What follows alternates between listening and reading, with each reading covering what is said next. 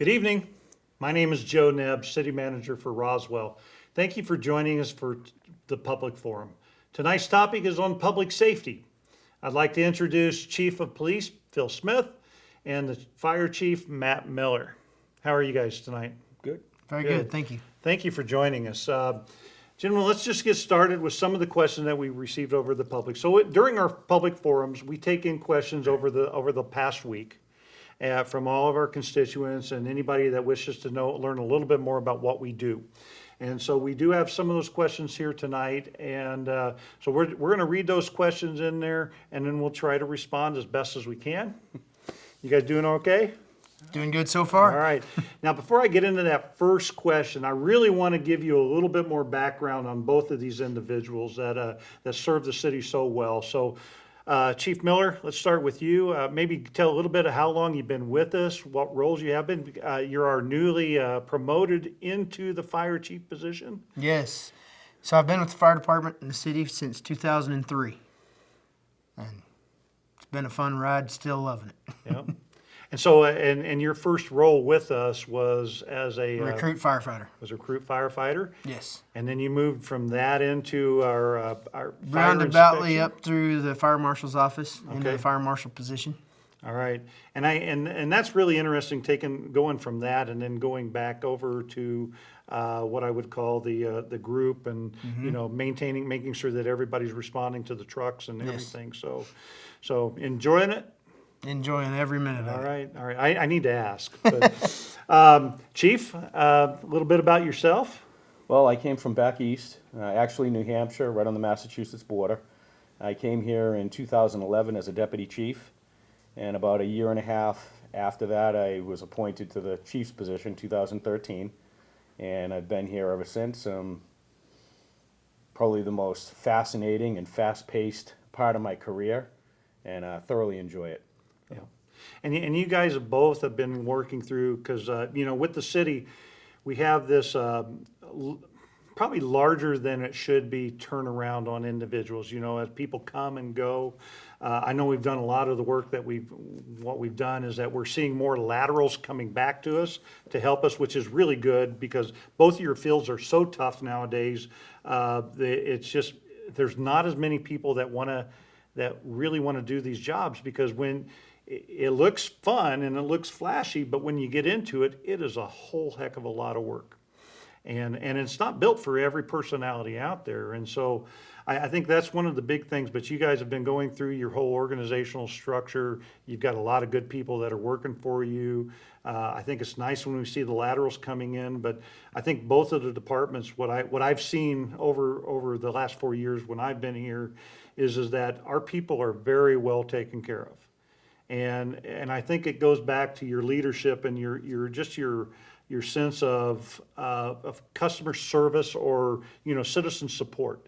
You believe in what you do. You want to try to make sure that all of our people are safe, and anybody that's mistreated, I think you treat everybody with respect. So thank you for that as well too. I'm gonna get into some of the questions just here, but I know maybe talk a little bit about your command staff just really quickly, who they are and how many we have, because it's not about you, it's not about me, and it's about us, and I think it's about the entire team, and I actually want to with the police department itself, we've got the newly renovated K-9 program.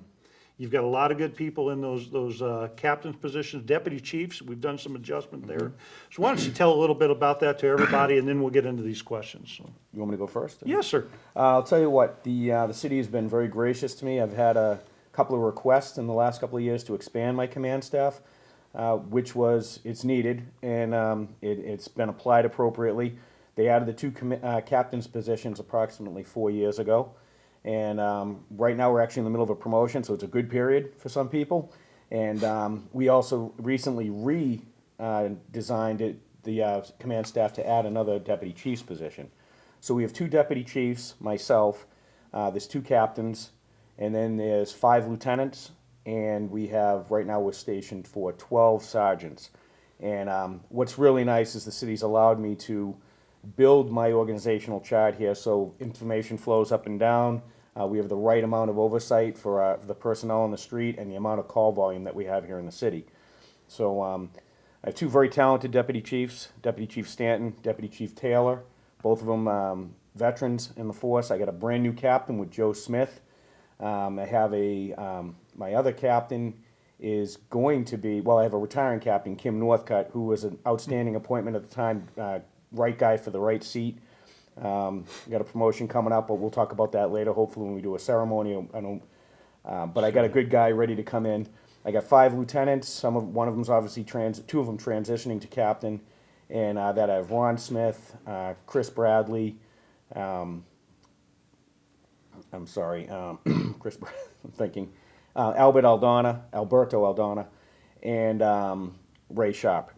So, and then I've got my 12 sergeants. I'm going to go through the roster on that. We'll go all day. But I have a fantastic command staff, and I'll tell you this: Seabiscuit won at the end with a different rider. So it's not about me; it's about my troops. They're the ones carrying me, and they're doing a great job. You know, and the one thing I get to see as a layman outside of this as well too is that our more experienced officers are protecting our younger officers as well too. You've got this structure all the way through there that makes sure that when they serve the city, and their view is on serving the city, that they do it safely and they do it properly. I know one of your sergeants. Will be very well known by the public very soon with all of our work, the neighborhood watches. And I think we have a new business watch coming up as well too, that's modeling after neighborhood watch, and I think it's Grace Fresquez. So maybe a little bit about that, because that'll affect everybody at home and everybody that is watching as well too, is that this is the police department's effort to make sure, because they can't do it alone either. We talk about the team with the badge and everything, but it takes everybody at home as well too. It takes everybody to help us keep our home safe. And I think maybe talk a little bit about that. Well, we can't cover every nook and cranny of the city. I mean, there's just not enough. Even if I had the entire force on at once, or 94 sworn, we couldn't cover the 50,000 population here and the 29 square miles. So what Grace Fresquez does is she's a senior sergeant here. She's from the community, started as a PSA, worked her way up through the ranks, and she is outstanding.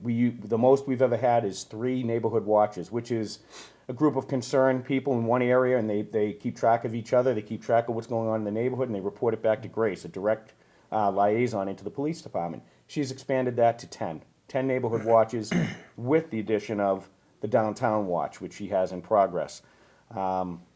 Can't put enough weight and emphasis on how important that is to us and our contact with the community, interacting on a non-enforcement level, bringing in information, building relationships, building trust. You just can't put a measure on that. Yeah, and I know that when we started these public forums 4 years ago, that's what we heard a lot of. There are individuals in the neighborhood that are looking to try to find a way to help. And so the idea was to help combine that all together. It's really cool to see exactly how we've evolved and this proactive step that we're taking. I'm going to go from there and go over to Chief Miller very quickly. Maybe talk a little bit about your command staff and exactly you guys are the ones that show all the time. It's any medical emergencies, any fires and everything, you're there. You don't only help in the city, you help outside of the city as well too. We're that professional service that's out there. So tell me a little bit about your people, Chief.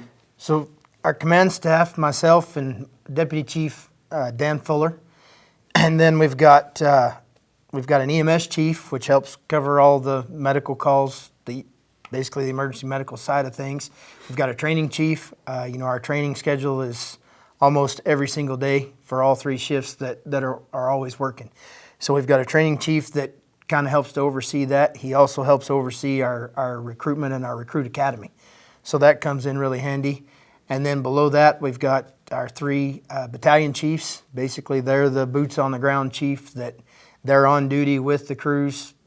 We've got 6 stations, so there's crews at each station 24/7, 365. And each of the BCs are there to help kind of keep everything in line and make sure everything's running safely and smooth on any and every type of call we get. Yeah, and I really like the structure of the fire department as well too, because just like we talked about with the police department, the experienced guys help the younger guys, or the ones that are still learning their role and everything. And the interesting thing about the fire department as well too is that we have a significant number of calls. And if we're not doing the calls, then you're doing, I should call it training. I was going to call it just practice, you know? But it is, it's like, you are always trying to make sure that you're ready for the next activity. And trying to make sure that everybody understands a little bit more about the training. I think the chief said it, Chief Smith said it a little bit, is that Roswell is unique in the type of activity that we have. I mean, I think it's partly because of where we're located, not a lot of stuff around us, and so we get a little bit of everything. And I won't put either one of you on the spot to share the most unique thing that you've ran across since you've been here, because some of you may be listening that were involved in it. I'm just saying, no. But it is. I think it's a very unique environment that we're in, and I can't commend both of you enough with how your people behave, how they treat our citizens and everything else. And I know we'll get into the questions here really quickly here, but again, thank you for that. I'm going to go to the first question because I think this is really an interesting one, and part of it is there's some merit within this, but the question is, Roswell is very rough. I called police and got told no units are available. Is the police department in really bad shape? And I know, Chief, you've talked about that. The challenges are that we have X number of people out there in the field. We have so many calls. I mean, our call volume is very, very aggressive. A lot of different types of calls. I know you do a lot of prioritization of that, but maybe address that question just a little bit more from that, because I guess my quick answer to are we in bad shape? No, we are not. I think every one of you are out there dedicated to what that is, but maybe talk a little bit more about how that happens when you call, and then how do we translate that into an action? Well, the first thing I'd like to say is the agency is not in rough shape. Nationally, it's obviously a tough field right now. A lot of negative media coverage, a lot of limitation on what the actual facts are that's going on out there. But we're going to be one of 3 agencies in the entire state. Out of, I think there's 113 total, they're going to be nationally accredited. So we're not in that bad a shape. The second thing is we're down 6 people on paper, but the problem is that we've got probably 20 in training. And those 20 are not allowed to operate on the street separately. So the workload is cut down to a smaller group of people on patrol. And even if we carry 94 people, only 60% of your personnel are assigned to patrol, and there's only 6 districts. So there is a prioritization of calls. There has to be. I mean, if you have a guy calling up saying that, somebody stepped on my plant in my front yard and bent it over, which we get those type of calls, as opposed to I'm being attacked by my boyfriend and he's got a hammer. Obviously, we're going to respond to that call first, and the plant being bent is going to have to wait a little bit. Sure. Any of your property crimes are going to wait over anything that's going to, somebody's going to be hurt, and that's common sense. But to answer the question, we are a fast-moving agency. It's actually impressed every day with the personnel that work and my colleagues, because I'm from another planet, as to speak, and the workload that these men and women handle on a daily basis is absolutely impressive. I'm in awe of them constantly, and I say it without hesitation. And I've been saying it for almost 10 years now.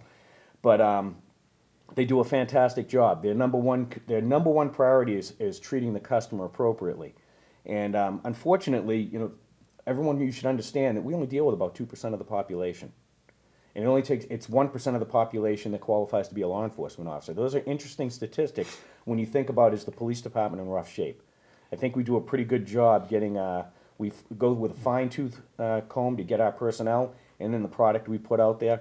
I also want to let you know that if you ever want to sit down and do your own measurements, the size of your population should be an indicator of how many calls for service you have a year. If you're an active police department, it should be almost equal, like one person has done a call for service each. So 50,000, we should have 50,000 calls for service. If you're active, we have almost 70.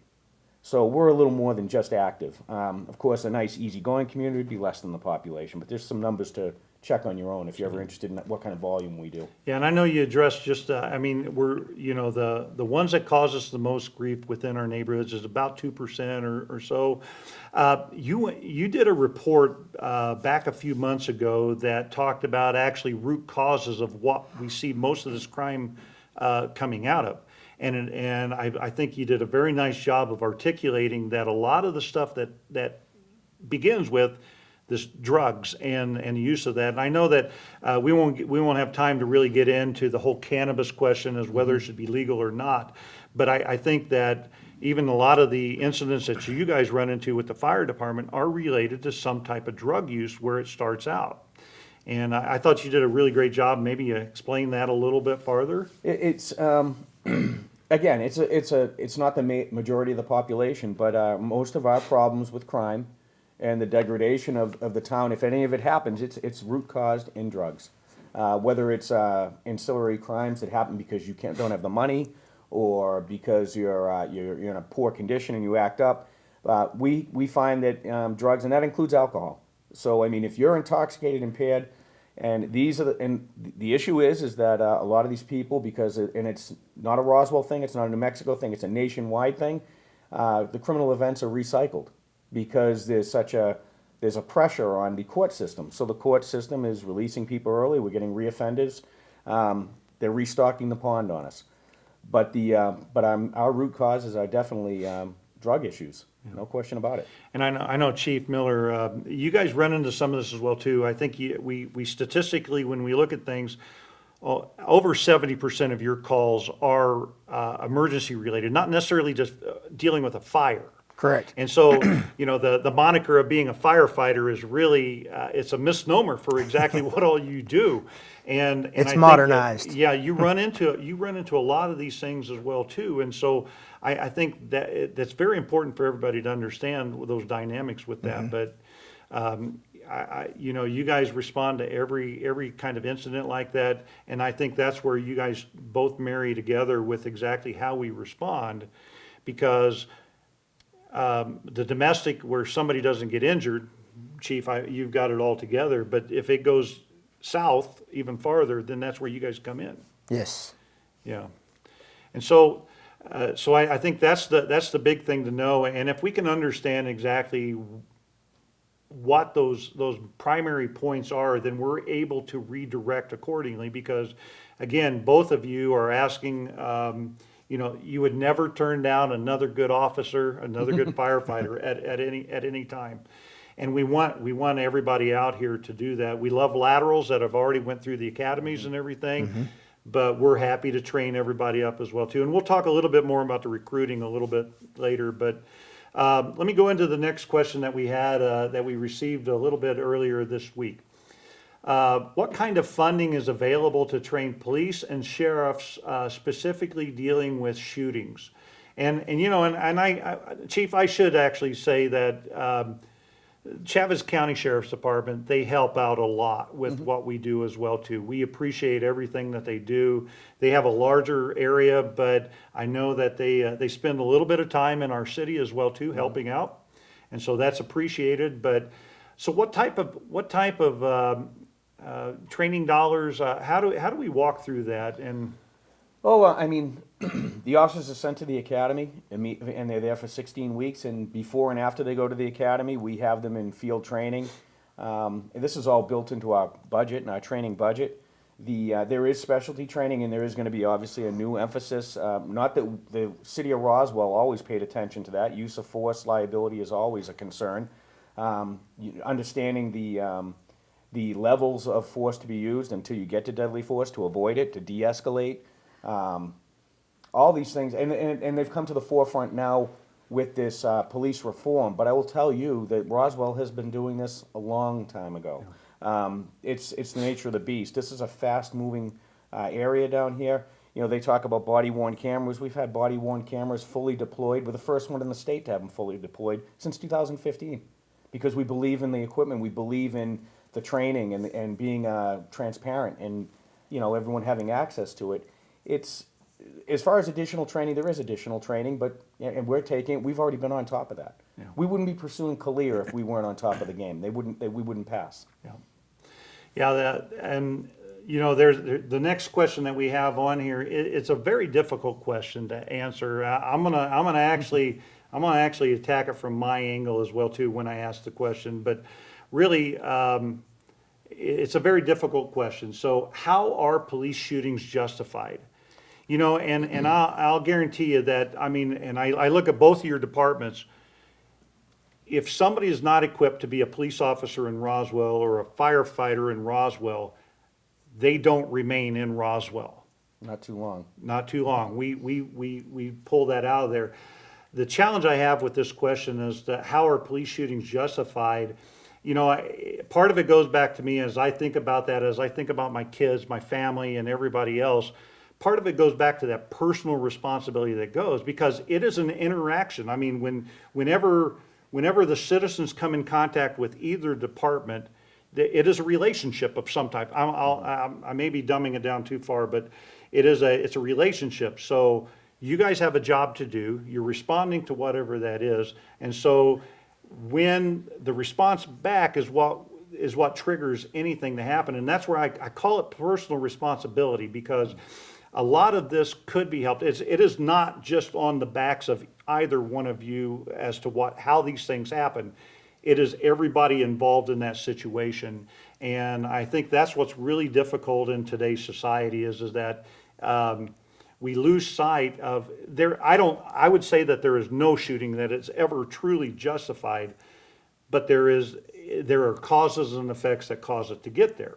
And if you change one variable within that structure, I know the focus has been on Chief on everything that the police department does, but I think it's unfairly placed. And I really believe that we have to look at all of the variables that go into that. And I think the systems are built for that. And so I'll stop on that one. Maybe if you want to share anything about that, but life is precious. Deadly force is the absolute last resort, and it comes in two stages, whether you're trying to protect someone else's life or your own. The key component here is don't commit a crime. That'd be a great way to start. The second would be, if you're given a lawful order, obey the lawful order. There's nothing more destructive to a police officer than if they have to engage in a life-threatening situation. So unfortunately, the media needs to sensationalize this stuff. There's over 1 million interactions between police and the citizenry every day in this country. And what do you look at, 5 instances a year? And you probably have worse drivers for hostess trucks than you have what's going on. And we do screen our own, and we do address our own. But sometimes it boggles my mind. But I'm used to this stuff. I teach cultural awareness, and a lot of my younger students who are they are slaves to the TV and the newscast over the internet.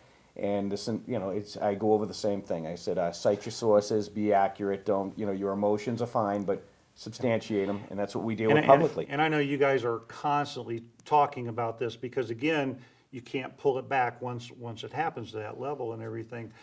Chief, I'm going to go over to the fire department for a second as we walk through our time. Can you give me an idea of what 24 hours look like at a fire station? Well, that's $1 million question. Yeah. But it's a question that I love it when we get that question. There's a lot of misconceptions about it. Most people, I think, nowadays understand the fire department is a 24-hour a day, 7-day a week, 365-day a year. There's guys manning those stations in trucks all the time. For the most part, during the day, the average day for most of the firemen is some form of training. We carry so many certifications and licenses and stuff like that require continuing education, so there's constantly training stuff. Maintenance and upkeep is a nightmare when you're looking at fleets of big, heavy fire trucks that carry water and plumbing. Yep. You can imagine it's just another plumbing issue most of the time. On the other side of that, though, in the evenings, overnight, the guys live there. That's their home.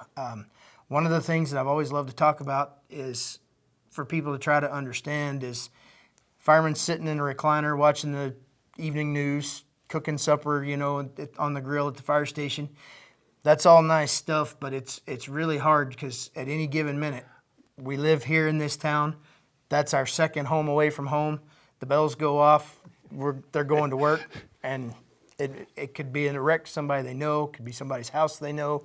You know, it can be a tough deal. So some of the perks of getting to live at the station can turn into rough times. I look at both of you as highly trained insurance policies.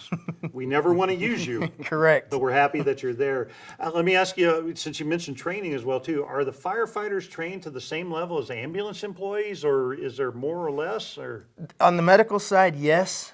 We require, starting out, a firefighter has to become EMT basic certified. So that's kind of the basic first step of licensure as an emergency medical technician. Then we work our guys all the way up through the paramedic level, which is that's on the same line of the ambulance. Outside of that, we take off and go completely different directions. Our guys are trained in hazmat, messes, for lack of a better term, rope rescues type stuff, high angle, confined space rescue. We get a lot more intricate. We're the ones that go cut the car apart, get them out, then we help get them to the hospital with the ambulance service. yeah, and so that's the thing, is that we always show up, and there may be a prioritization, but you're there if we ever need you and everything. So thank you for that. We mentioned early on about recruitment, about training, and all of that. Both of your departments have openings. I think we've had some really good trainees coming through. But maybe you talk just a little bit really quickly. I know we're going to be short on time here, but what do we need? What are we looking for? Looking for the best, and I'm shopping right here in town too. That's my first place I'm looking. I want my Roswell people. They're more vested into the community, but I will take outsiders that want to come in and become part of the community. I absolutely will. We're looking for high integrity. We're looking for character, and we're looking for performance. And if you have the heart, we can train the rest. And we're constantly recruiting. We actually have a whole division devoted to that. It's recruiting and training. And we're doing very well right now. And we're down 6. I mean, I'd like to have more. But yeah, start as a PSA if you're young. You get in the retirement system earlier. You get about 2 years on your retirement system. You get out earlier. And if anybody's interested, I have to tell you, the defined benefit pension system. If you are not a good saver, some of us aren't, you will be guaranteed a certain amount of money at your retirement based on the amount of years you put in and your age and the amount of money you made. And there's nothing that matches it. So, anyways, I've been doing it for almost 40 years, sir, and I don't regret a moment of it. And I come from a line of them as well. So I welcome the talent that we have right here. Chief Miller? Currently, we're down 10. We just graduated a few months ago from our recruit academy. We're interested in anybody all over. We love anybody that's certified. If you're not, that is one important thing to note though. We are fortunate and lucky here in Roswell that you don't have to be certified to apply for the job. We have an extensive physical test, we have a written test, and a pretty extensive background check type scenario. However, you get past that, we train you. Our recruit academy is done in-house right here in Roswell. So that really makes things work a whole lot easier. Fantastic. Everybody, thank you for joining us tonight. If you would like to join the RPD or the RFD, the Roswell Police Department, the Roswell Fire Department, please visit us online at roswell-nm.gov. Come back and join us in August 19th for our next forum.